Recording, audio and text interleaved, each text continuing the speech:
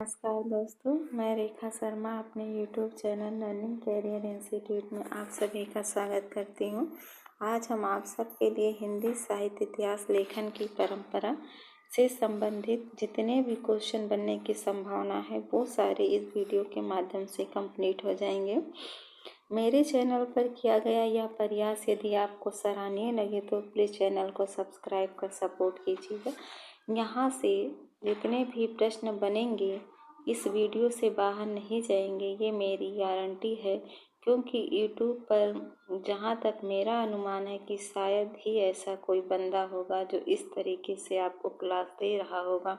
बाकी तो सभी लोग क्वेश्चन के माध्यम से आपकी प्रैक्टिस करा रहे हैं, वही प्रश्न आएंगे ऐसा तो अभी तक किसी ने नहीं कहा। इसीलिए आपको थ्योरी पढ़ना है। थ्योरी से यदि आपकी रिवीजन कंप्लीट हो जाएंगे तो कहीं से भी प्रश्न बने वो बाहर नहीं जाएगा और आप आसानी से उसको कर लेंगे।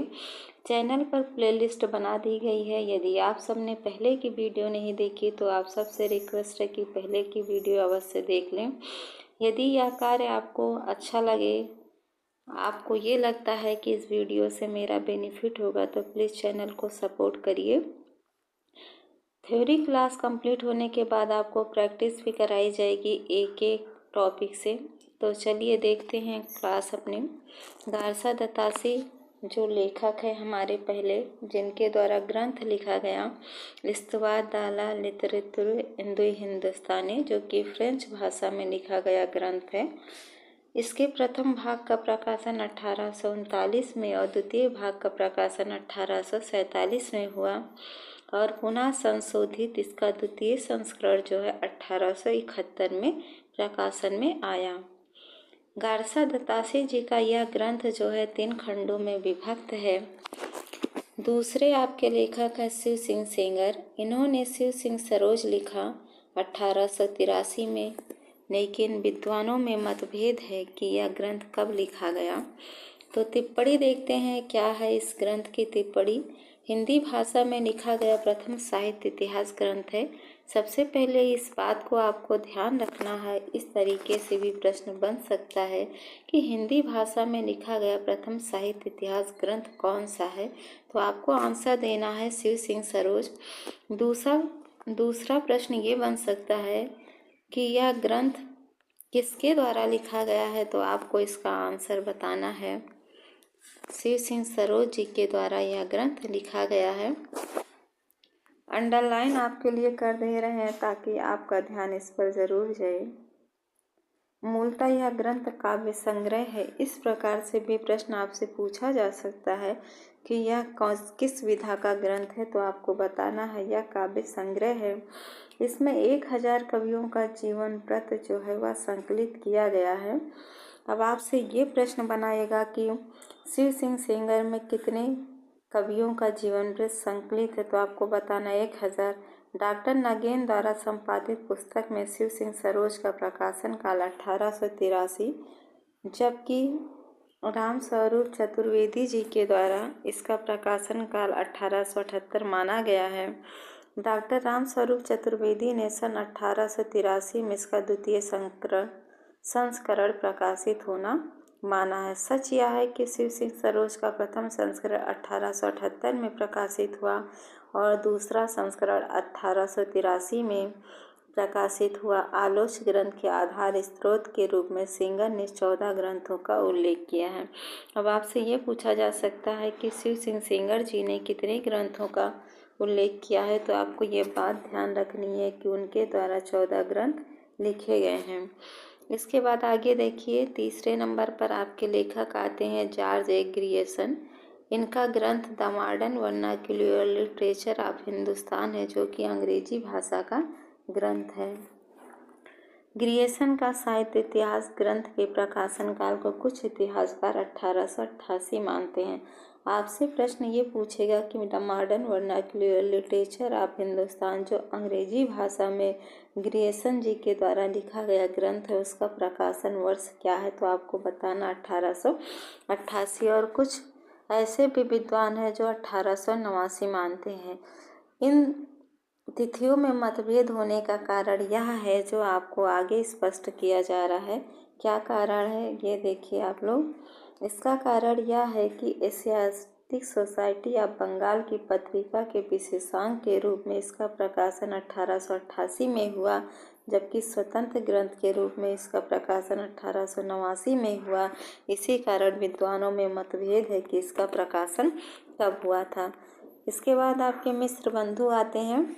तो मिस्र बंधु के कितने बंधु हैं और पहले नंबर पर कौन आते हैं, ये क्रम आपको याद रखना है। तो मिस्र बंधुओं में पहले नंबर पर श्याम बिहारी मिश्र, दूसरे नंबर पर शुक्र बिहारी मिश्र और तीसरे नंबर पर गणेश बिहारी मिश्र आते हैं। कहीं कहीं कुछ किताबों में ये क्रम आपको उल्टा दिया गया है, पहले शुक्र बिहारी मिश्र उसके बाद श्याम फिर गणेश को किया गया है, लेकिन ये एथेंटिक किताब है।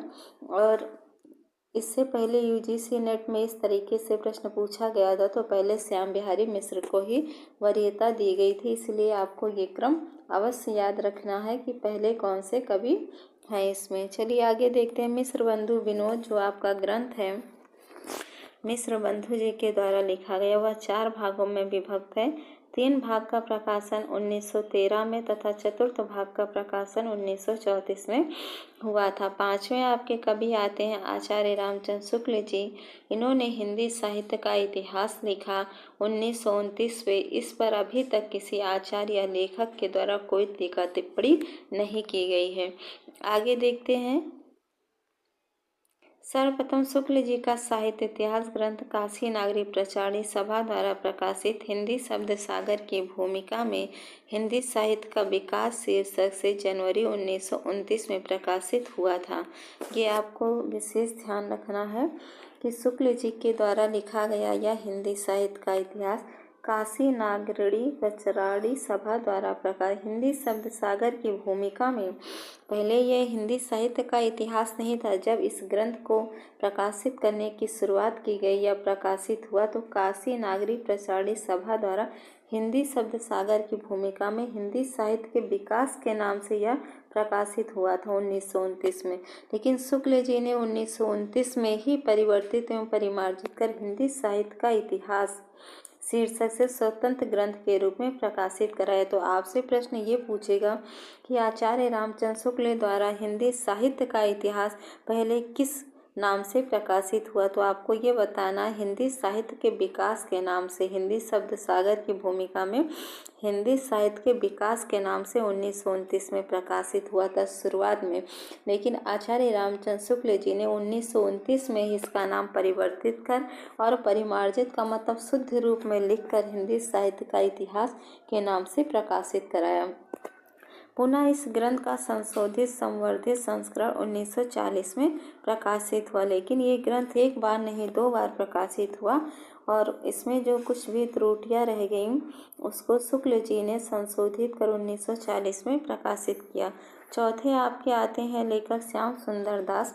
उनके ग्रंथ का नाम हिंदी भाषा और साहित्य जो कि 1931 में आया। दूसरा इन्हीं का ग्रंथ है हिंदी भाषा का विकास जो कि 1934 में प्रकाशित हुआ। 7वें आपके लेखक है हिंदी साहित्य सूर्यकांत शास्त्री जी और इनका ग्रंथ है हिंदी साहित्य का विवेचनात्मक इतिहास जो 1934 में प्रकाशित हुआ। लेखक और उनके ग्रंथ के साथ साथ किस सन में प्रकाशित हुआ ये भी आपको ध्यान रखना है। अयोध्या सिंह उपाध्याय हरिऔध जी का ग्रंथ हिंदी भाषा और उसके साहित्य का इतिहास जो कि 1934 में प्रकाशित हुआ। कृष्ण शंकर शुक्ल जी का ग्रंथ है आधुनिक हिंदी साहित्य का इतिहास जो कि 1934 में प्रकाशित हुआ। आधुनिक हिंदी साहित्य इतिहास पर लिखा जाने वाला प्रथम ग्रंथ आधुनिक हिंदी साहित्य का इतिहास है जो कि 1934 में आया और कृष्ण शंकर शुक्ल जी के द्वारा लिखा गया। इस ग्रंथ पर जो टिप्पणी की गई है यहाँ से प्रश्न बनने की संभावना बहुत अधिक है। तो आपको विशेष तौर पर ये चीज़ याद रखनी है कि आधुनिक हिंदी साहित्य इतिहास पर लिखा जाने वाला प्रथम ग्रंथ कौन सा है, तो आधुनिक हिंदी साहित्य का इतिहास जो कि 1934 में लिखा गया। साथ ही साथ आपको लेखक भी याद रखने हैं। 10वां डॉक्टर राम कुमार वर्मा ने हिंदी साहित्य का आलोचनात्मक इतिहास लिखा 1938 में। इसके बाद आपके आते हैं श्री कृष्ण लाल जिन्होंने आधुनिक हिंदी का विकास लिखा 1941 में। फिर 12वें कवि आपके आते हैं विश्वनाथ जी। इन्होंने हिंदी साहित्य का अतीत लिखा, जो कि 2 खंडों में प्रकाशित है। प्रथम खंड का प्रकाशन 1959 में और दूसरे खंड का प्रकाशन 1960 में हुआ। इन्हीं के द्वारा लिखा गया इनका दूसरा ग्रंथ वाग्मय विमर्श है, जो कि 1944 में प्रकाशित हुआ। लक्ष्मी नारायण बासराय जी ने आधुनिक हिंदी साहित्य की भूमिका लिखी, जो कि 1952 में है। दूसरा 20वीं शताब्दी हिंदी साहित्य ने संदर्भ लिखा। तीसरा हिंदी उपन्यास और उपलब्धियां लिखी। चौथा आधुनिक हिंदी कहानी का परिपार्श्व लिखा। पांचवा हिंदी साहित्य का मानक इतिहास लिखा। तो ये जितनी भी रचनाएं लक्ष्मी सागर जी के द्वारा लिखी गई हैं, सारी आपको याद होनी चाहिए, क्योंकि प्रश्न पूछ कर नहीं बनाया जाएगा, ना हमसे ना आपसे। प्रश्न वही बनाया जाएगा जो एग्जामिनर के समझ में आएगा। इसलिए आपको सभी रचनाओं को बहुत बारीकी से ध्यान रखना है। प्रश्न यहाँ से बनेंगे, इसमें कोई शंका नहीं है। इसके बाद आपके बहुत ही प्रसिद्ध कवि हजारी प्रसाद द्विवेदी जी आते हैं। इनका ग्रंथ देखिए, इन्होंने हिंदी साहित्य की भूमिका लिखी 1940 में, जो कि 10 अध्यायों में विभक्त है। दूसरा हिंदी साहित्य का आदिकाल लिखा 1952 में। तीसरा हिंदी साहित्य उसका उद्भव और विकास लिखा 1952 में। डॉक्टर नागेंद्र ने द्विवेदी जी के आलोच इतिहास ग्रंथ का शीर्षक हिंदी साहित्य उद्भव और विकास बताया है। मतलब इन्होंने ग्रंथ को कहाँ से आलोकित किया, तो इसका शीर्षक क्या है? हिंदी साहित्य उद्भव और विकास। और कुछ भी इनके ग्रंथ हैं, देखते हैं क्या है। कुछ आलोचनात्मक ग्रंथ हजारी प्रसाद द्विवेदी जी ने लिखे हैं, जैसे नाथ सिद्धों की बानियाँ, नाथ संप्रदाय, मध्ययुगीन धर्म साधना, मध्ययुगीन बोध का स्वरूप। डॉक्टर नगेंद्र देखते हैं। डॉक्टर नगेंद्र जी ने हिंदी साहित्य का इतिहास लिखा। अभी आपने देखा शुक्ल जी ने भी हिंदी साहित्य का इतिहास लिखा।